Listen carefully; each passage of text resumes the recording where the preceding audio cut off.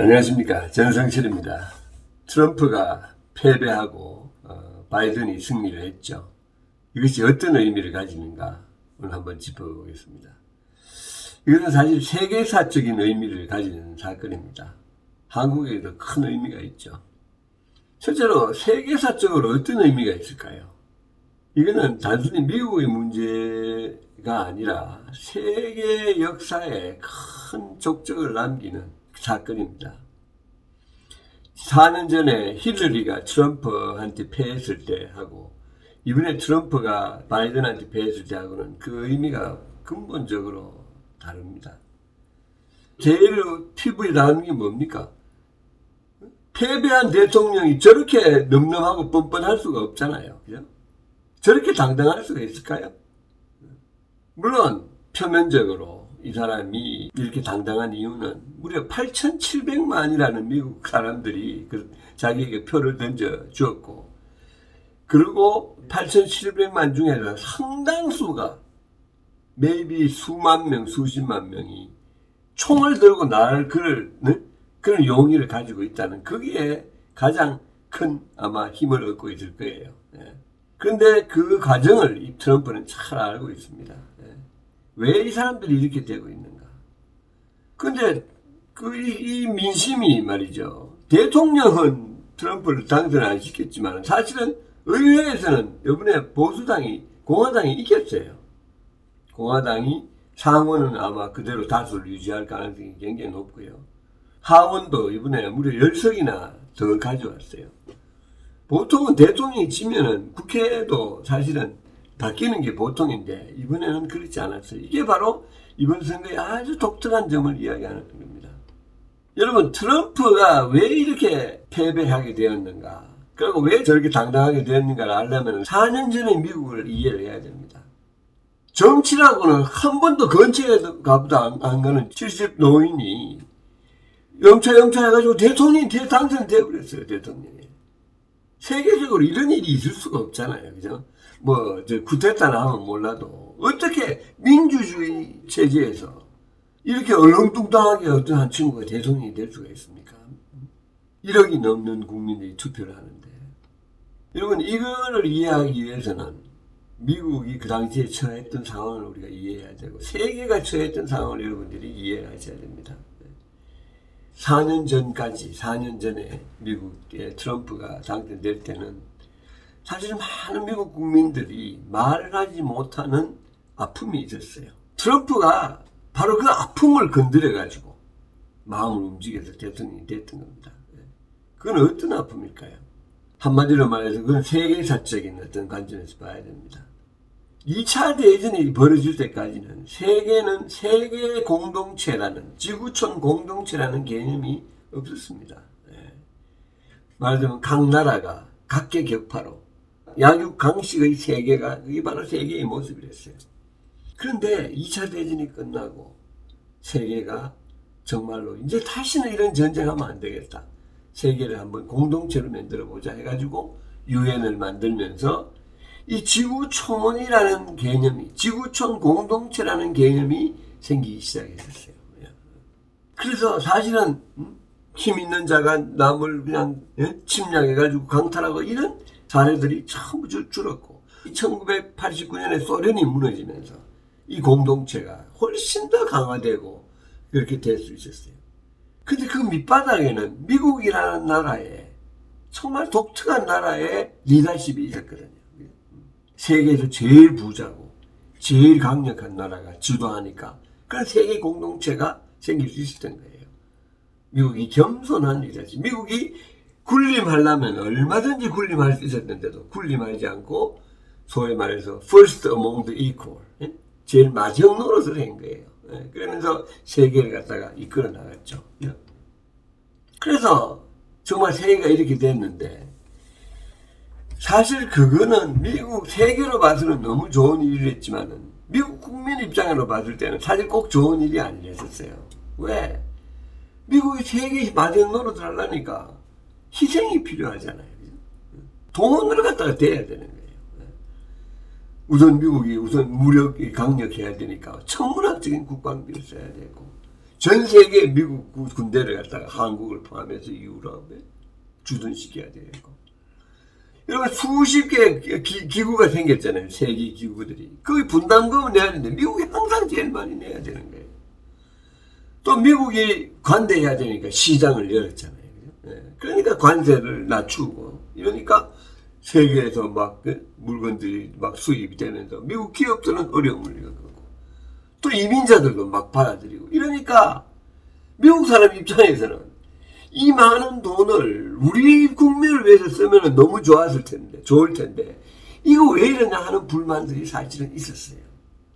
그걸 토로하기는 좀 약간 촌스럽다고 할까봐 창피하고 하니까 말 못하지만은 그런 불만들이 미국 사회에 팽배해 있었던 거예요. 바로 트럼프가 이 심리를 파악했던 겁니다. 각층이 각계각층 각 그 부류 이민자 그룹 블루칼라 이런 식으로 돌아다니면서 미국 우선주의로 가야 된다 이렇게 이야기했던 거예요. 당신들이 지금 내는 세금 이렇게 많이 낼 필요 없다. 이 외국으로부터 오는 경쟁들 내가 막아주겠다. 그러니까 공화당 즉 보수당의 이념을 팔아가지고 트럼프가 된 게 아니에요. 각 부서별로 개인별로 그 그룹별로 거기에 맞는 그 소위 세계화의 피해자들에게 피해 심리를 자극해가지고 표를 얻게 됐던 겁니다. 바로 이 접근법, 이 소위 트럼피즘이죠. 트럼프주의. 이걸 갖다가 예일대학의 뮬러 교수가 뭐라고 불리냐면은 사회적으로는 보수이나 실질적으로는 다인종적인 경제 포퓰리즘이다 이렇게 불렀어요. 그게 트럼피즘이에요. 각 인종별로, 각 그 부서별로 경제 포퓰리즘을 해가지고 이 사람들의 마음을 샀던 겁니다. 그 4년 동안 실제 트럼프는 그걸 이행하려고 노력을 많이 했어요. 미국이 세계 무역기구에서 미국이 탈퇴를 했어요. 세계 최강의 무역국가 중에 하나가 WTO에서 그리고 세계 기후협약에서 빠지고 그리고 나토와의 관계도 그냥 그리고 각 나라들에게 미군 보낸 것 유지비 더 내라 그러고 한국에 대해서도 항공조약 이런 것에도 탈퇴하고 그리고 중국 때리기 하고 이렇게 하니까 트럼프가 선거할 때 약속했던 것들 소위 지구촌 공동체에 미국이 마지막 노릇하는 거 더 이상 안 하겠다는 걸 실행하는 것을 느꼈고 그래서 소위 말해서 광신도들이 생긴 겁니다. 그런데 사실은 미국 국민의 많은 사람들은 또 이 세계 공동체, 지구 공동체를 지지하고 세계가 그렇게 가야 되고 미국이 리더로서 제일 부자고 제일 강자로서 그런 데 역할을 해야 된다고 믿는 사람들이 또 굉장히 많잖아요. 그죠? 그러니까 이 사람들을 자기 편으로 만들면서 편을 가는 거예요. 그래서 한마디로 말해서 트럼프는 그들과 우리라는 이 패러다임 그래서 한마디로 분열의 정치를 한 겁니다. 그래서 여러분들 이제 이해가 가시죠? 왜? 그거 진짜 막말 막 하고 거짓말하고 그냥 안면 몰수하고 이거 명수인 저 대통령에게 왜 이렇게 총을 들고 나오겠다고 할 정도로 수많은 무려 8천만이 넘는 시민들이 트럼프를 지지하는지. 그러니까 트럼프가 떨어졌는데도 불구하고 안 물러나겠다는 식으로 지금 이야기를 소위 땡깡을 부리고 있는 거 아닙니까? 그러면서 4년 후에 다시 출마하겠다고 그러고 있어요. 사실 남북전쟁 이후로 이렇게까지 분열이 된 경우가 없었어요. 보수와 진보는 분열이 아니죠. 그건 경쟁하는 거죠, 서로. 그런데 트럼피즘은 분열주의입니다. 그것은 이념을 중심이 아니라 자기 또 꿈을 챙기는 그거를 가지고 하면서 서로를 적대하니까. 트럼프가 남긴 유산은 굉장히 심각한 거예요. 그래서 이걸 보면서 저는 어떤 생각을 했냐면은 다른 한 나라 생각이 났었어요. 바로 대한민국이라는 나라입니다. 지금 우리나라가 바로 분열의 상태거든요. 미국만큼 어쩌면 그보다 더 크게 분열되어 있어요. 옛날에도 우리가 분열된 적이 있었죠. 그거는 독재와 반독재 프레임work 때문에 분열되어 있었어요. 그죠? 독재를 지지하는 사람이 항상 있잖아요. 그러나 이 독재가 아닌 이 사람 중에서 우리 국민이 이렇게 분열된 적이 없었습니다. 바로 이 문재인 정권이 분열의 정치를 하고 있는 거예요. 지구 공동체주의라는 같은 이런 어떤 거대한 이념적인 그런 그것이 그거와 반대로 미국 우선주의라는 이런 것이 없으니까 한국에서는 문재인 정부는 어떤 식으로 해서 분열을 일으켰는가. 한마디로 말해서 내 편 챙기기 수법이에요. 여러분 국민이 언제 분열되는지 아십니까? 두 가지예요. 하나는 자기의 이익이 굉장히 중요할 때, 지금 미국 같은 데가 그런 거죠. 자기 이익을 챙기고 싶어 하는 게. 당장 물질적인 이익 이런 거. 또 하나는 한쪽이 굉장히 분노할 때 분열이 생기는 거예요. 근데 문재인 정부가 한 거는 바로 한쪽을 분열시킨 겁니다. 왜? 뭐를 통해서? 분노를 일으킴으로써. 안면 몰수한 내 편 챙기기 때문에 분노가 일어난 거예요. 지금 문재인 정부의 계산은 내 편을 철저하게 챙기면 여기는 고맙고 그러니까 환호하고 이래가지고 철저하게 순종하는 맹종하는 집단이 되면서 다른 쪽에는 거대한 분노의 집단이 있잖아요. 이 분열이지만 이쪽이 더 강하다고 믿고 이것을 통해서 지금 이것이 정권을 계속 잡을 수 있다고 생각하는 것 같아요. 이 정부가 추구하는 것은 제가 볼 때는 정의가 살아있는 나라보다는 진보가 살아있는 나라를 추구하는 것이다. 그래서 저는 한국과 미국이 어떤 면에서는 분열의 정치가 이루어지고 있다는 면에서 공통점이 있는 것 같고, 그래서 제가 이 바이든에 대해서 참 기대를 하는 거예요. 여러분, 바이든이 과연 이 분열에 된 나라를 다시 통합시킬 수 있을까? 이것은 어떤 면에서 세계사적인 의미를 가지는 겁니다. 마찬가지로 대한민국도 다음 정권이 이 분열된 한국을 다시 통합시킬 수 있는 정권이 될 수 있을 것인가? 이것이 저는 참 어마어마한 관심이에요. 그 바이든은 어떤 사람이냐?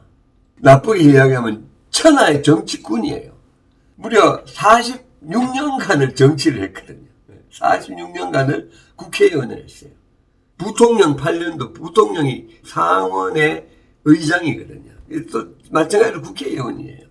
46년간 하려면요, 적이 없어야 돼요.